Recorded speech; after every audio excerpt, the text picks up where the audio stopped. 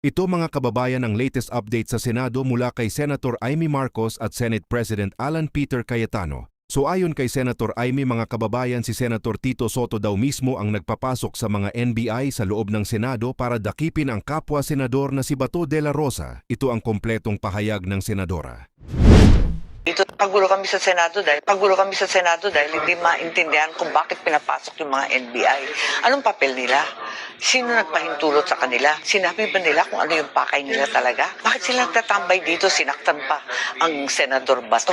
Tapos, hindi namin talaga maintindihan. Andito pa rin, nakatambay pa rin. Pati yung bossing nila, yan si Attorney Matibag, na galing sa PDP.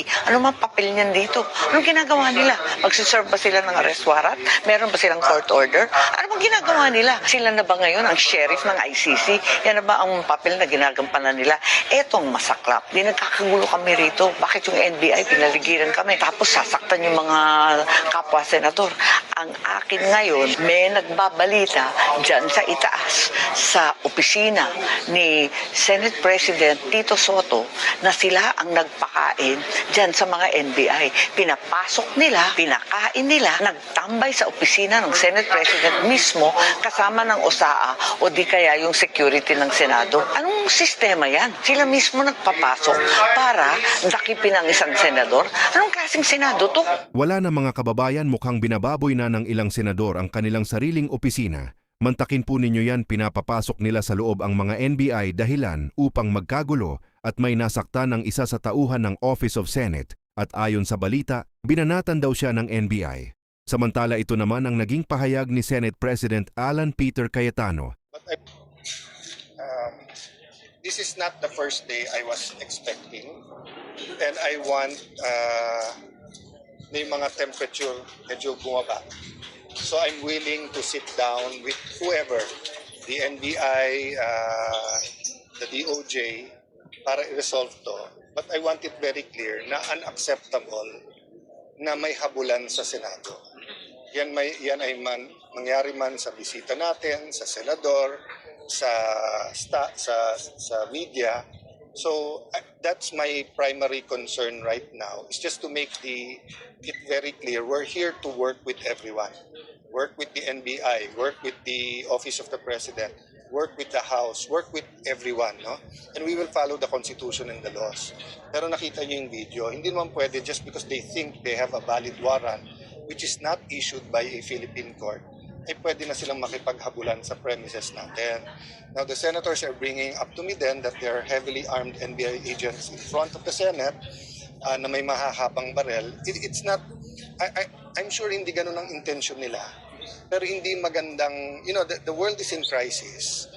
Let's show naman na despite political differences, despite the fact na they would rather have a different majority here, we can coordinate well. So, but at least, lalo sa inyo, no? Nakita nyo na ngayon kung bakit hindi pumapasok si Senator Bato. So paano Nakita nyo na. So paano Kasi na kapag maaresto si Senator Bato, ilipad siya agad sa daig. So, kayo po ba, isusurrender niyo po siya? Okay. Whatever the dangers, etc., may korte tayo, may batas. Diba? So na-discuss na yon sa Senate Resolution 44, which states that ang paniniwala ng Senado, that was approved by the Senate, diba? That kung meron foreign warrant of arrest, they have to bring it before a Philippine judge. Yung Philippine judge ang mag-issue. So we haven't discussed with Senator Bato yung security arrangement, but in the past, pag nag-seek ng tulong yung senador, hinihintay namin. Tapos pag korte na nagsabi, usually nagvo-voluntary surrender, kinakausap na.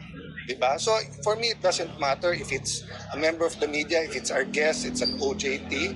Pag they're here to protect their rights, tutulungan ng Senado. So we don't want to violate any laws. Kaya nga, yung ina-advise ko sa NBI, makipag-usap ng maayos. Hindi yung sasabihin nila na dahil may warrant sila, pwede na lang gawin yung gusto nila. Sir, gusto ko pumasok. Isang follow-up lang. Kapag nakipag-usap ng maayos, pwedeng ibigay, i-serve kay Senator Bato yung warrant, sir? ICC warrant, papayagan? They can give it to his office.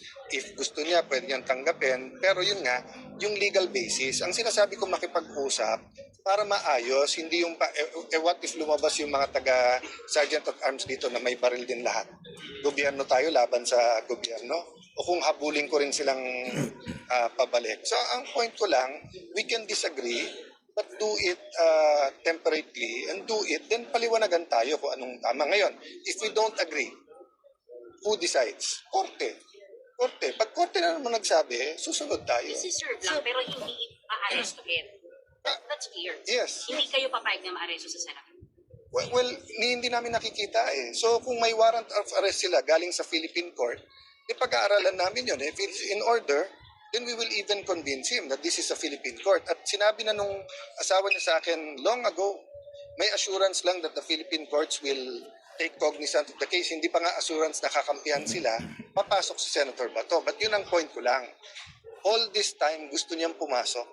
But totoo pala yung threat na ayaw siyang pabotohin. FP, I have so to go back and situation, start. sir, ang situation ngayon kasi nandito ang NBI sa loob. Yes, At nandun din sa labas, so paano we'll finish the session. Then kung gusto nila makipag-usap, makikipag-usap kami. Diba? Gusto na, there's too many problems to create another problem. Meantime, Senator Bato is under protective custody na, so But I still ask him whether he wants to go home, whether he wants to attend. That's why nga, ang motion ni Senator Marcoleta na payagan siya through Zoom or any teleconferencing. Para lang may options din siya. papayagan niyo yun, sir? Well, given what happened today, di ba kasi nung COVID, pare-pareho tayo ng sitwasyon at hindi pwedeng puno. So, pinayagan natin. Sa rules, pag force majeure or national emergency, pwede rin. Oh, pero ngayon, pinipigilan ng isang miyembro paano mag-attend eh. Di ba? So, there's only 24 of us. Hindi pa pwedeng pigilan ng isang miyembro. So, if maayos ang pakikipag-usap sa lahat, then everyone can be As present. far Kung as hindi, you're concerned, they can serve the warrant, but they cannot arrest Sen Bato. serving the warrant kasi is ibig sabihin bibigay mo lang eh. Yes, We've never naman, di ba, whether iwan mo sa pinto, ibigay mo, email mo, pwede naman yon. but not O arrest. kahit yung ako tumanggap, pwede rin eh. Di ba, as administrative head of the Senate. Pero hindi naman sila pwedeng walang coordination or kung meron man, dahil sinabi nga nung dating sa head na nag-coordinate kay Senator Soto, hindi naman ibig sabihin may carte blanche sila na kahit ano na lang pwedeng gawin. Di ba pag sinabi ko sa inyong pwede ba akong magpa-interview sa newsroom, pagpasok doon, hindi naman ako pwedeng nakipaghaguran kahit kanino doon or nangaagaw ng cellphone sa inyo. So, Iba yung coordination, di ba, na nandito kami para gawin to, and there were some lapses. Kasi, how many armed men do you need here? Senator Bato was alone, staff ko yung kasama niya. He was alone, walang security, walang mga baril yung mga yun. But your So, sir, ano leadership yung- will not allow arrest.